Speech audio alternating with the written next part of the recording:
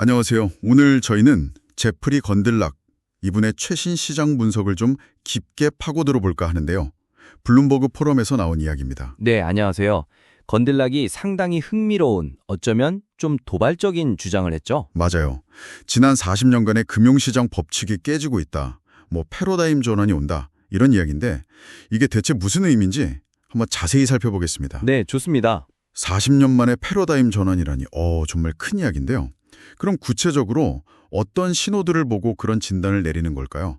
뭔가 예전과 다른 움직임이 있다는 거겠죠? 네, 건들락은 그 두 가지 이례적인 현상을 딱 짚어서 이야기합니다. 핵심 증거라고 보는 거죠. 두 가지요? 네, 첫째는 S&P 500 지수가 크게 떨어졌는데도 달러 가치가 예전처럼 안 오르고 오히려 좀 내렸다는 점. 보통은 위험하면 달러로 몰리는데. 그렇죠. 그리고 둘째는 연준이 금리 인하 가능성을 슬쩍 비쳤는데도 장기 국채 금리는 오히려 100bp, 그러니까 1%포인트나 급등했다는 겁니다. 이것도 참 이상하죠. 그러게요. 보통은 금리 내리면 국채 금리도 따라 내려가는데 오히려 올랐다니. 왜 이런 일이 벌어진다고 분석하나요? 이게 바로 그 미국의 막대한 부채 때문이라는 겁니다. 부채요? 네, 국가 부채가 지금 37조 달러에 육박하고요. 또 예전에 팬데믹 때 저금리로 발행했던 국채들이 이제 만기가 돌아오잖아요. 네, 그렇죠. 그러면서 평균 이자율이 예전엔 2%도 안 됐는데 이제 4% 수준으로 막 오르고 있거든요. 이야, 부담이 엄청나겠네요. 바로 그겁니다. 시장이 이걸 보면서 미국 정부 재정 이거 괜찮은 건가? 하고 의심하기 시작했다는 거죠. 아주 강력한 신호로 보는 거예요. 그래서 건드락이 그런 말까지 한 거군요. 네. 장기 미국 국채가 이제는 더는 합법적인 안전자산의 지위를 잃었다. 이렇게요. 와, 이건 정말 수십 년 통념을 그냥 뒤집는 발언이죠. 와, 국채가 안전자산이 아니라면 투자자 입장에서는 정말 심각한데요. 그럼 대안은 뭘까요? 건드락은 어디로 눈을 돌려야 한다고 보나요? 금 이야기를 좀 강조했던 것 같은데요? 맞습니다. 금이죠. 요즘 중앙은행들이 계속 금을 사들이고 있고 또 최근에 보니까 금 가격 오르는 게 비트코인보다도 더 좋았거든요. 그런가요? 네, 이런 걸 근거로 금이 이제 새로운 안전자산으로 떠오르고 있다. 이렇게 보고 있습니다. 심지어 코스트코에서도 금을 판다고 언급했다고요? 네, 그런 현상까지 언급하면서요. 근데 여기서 한 발 더 나아가서 그는 미국의 이자 부담이 정말 감당하기 힘든 수준. 감당하기 힘든 수준이요? 네, 예를 들어 GDP 대비 한 6% 정도? 이 정도까지 가면 결국 연준이 나설 수밖에 없을 거다 이렇게 예측해요. 연준이 직접이요? 어떻게 나선다는 거죠? 그러니까 정부 재정 적자를 메워주기 위해서 어쩔 수 없이 장기 국채를 그냥 사들이는 거죠. 네. 돈을 찍어서요. 아하. 이걸 이제 강제적 양적 완화, 영어로는 forced QE라고 하더라고요. 네. 이걸 시행할 거라는 거죠. 강제적 양적 완화, 정부를 위해 중앙은행이 돈을 푸는 상황이군요. 그럼 그 시점을 투자에 활용하라는 조언도 있었나요? 장기적으로 확 튈 수 있다. 그러니까 그 순간을 잡아서 매우 빠르게 장기 국채를 사들여야 한다. 이렇게 조언합니다.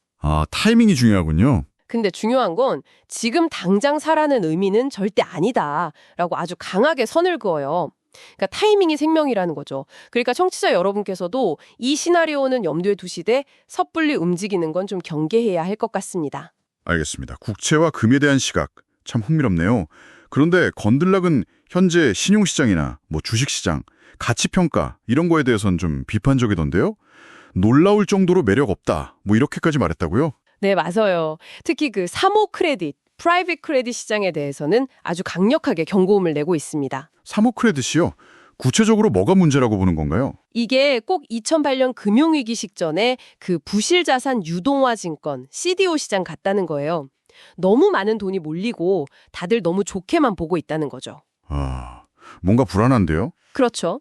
보통 사모 크레딧이 안전해 보이는 이유로 변동성이 낮다, 과거 수익률이 좋았다, 유동성 프리미엄이 있다 이런 걸 듣는데 건들락은 이걸 다 반박해요. 어떻게 반박하죠? 낮은 변동성은 그냥 매일 가격 평가를 안 하니까 그렇게 보이는 착시 현상일 뿐이고 과거 수익률은 시장 작고 쌌을 때 얘기고 결정적으로 실제로는 유동성이 너무 안 좋다는 겁니다. 유동성이 안 좋다. 네, 최근에 하버드 대학이 사모펀드 지분을 엄청 할인해서 팔려고 내놓은 걸 부엌 바퀴벌레에 비유했어요. 바퀴벌레 한 마리 보이면 이미 주방 전체에 퍼져 있다는 것처럼 이게 시스템 전체 유동성 문제의 시작일 수 있다. 이런 경고죠. 결국엔 팔고 싶어도 못 팔거나 억지로 헐값에 팔아야 하는 강제 매도 사태로 이어질 수 있다는 겁니다. 아, 그리고 AI 열풍도 닷컴 버블이랑 비슷하게 좀 과열됐다고 보고 있고요. 이야, 들어보니 미국 시장 내부에 위험 요인이 정말 많다는 이야기네요. 그럼 이 모든 위험을 피해서 투자자들은 어디서 기회를 찾아야 할까요? 숨을 곳은 어디일까요? 건들락은 미국 밖으로 눈을 돌리라고 제안합니다. 특히 장기적으로 가장 유망한 곳으로 인도를 꼽아요. 인도요? 네. 35년 전 중국하고 인구 구조나 성장 잠재력이 아주 비슷하다는 거죠. 그래서 뭐 단기 등락에 신경 쓰지 말고 손주들 학자금 마련한다는 생각으로 길게 보고 투자하라고 권합니다. 손주 학자금이라. 정말 장기 투자 관점이네요. 그렇죠. 그리고 달러 가진 투자자라면 포트폴리오의 외화 자산이나 좀 선별된 신흥시장 주식 비중을 늘리는 것도 고려해 보라고 하고요. 이게 청취자 여러분께도 중요한 질문을 던지는 것 같아요. 혹시 내 투자 전략이 너무 미국 중심으로만 짜여 있는 건 아닌가 하고요. 네, 정리해보면 건들락은 미국의 재정 압박이 심해지고 그래서 전통적인 안전자산인 국채 위상이 흔들리는 반면 금이 부상하고 있다. 그리고 사모 크레딧 시장처럼 과열된 부분은 경계해야 한다. 그러면서도 장기적으로는 인도나 다른 비달러 자산에서 기회를 찾아야 한다. 이런 시각이군요. 네, 정확합니다. 마지막으로 생각해 볼 점이 하나 더 있는데요.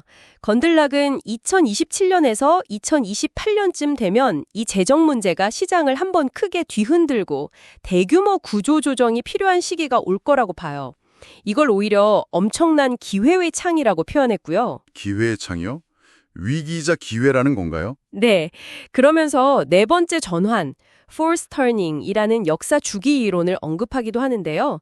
이게 대략 80년에서 100년 주기로 사회가 큰 위기를 겪으면서 기존 질서가 무너지고 새로운 시스템이 나타나는 그런 전환기를 의미한다고 해요. 네 번째 전환? 지금 우리가 겪고 있는 이런 부의 불평등이나 여러 시스템적인 문제들을 생각해보면 앞으로 이걸 해결하기 위해 어떤 근본적인 시스템 재편, 뭐 제도나 정치, 재정 정책 같은 것들이겠죠? 이 필요하게 될지, 그리고 그게 청취자 여러분의 삶과 투자에는 또 어떤 영향을 미치게 될지 한번 깊이 곱씹어 볼 문제가 아닌가 싶습니다.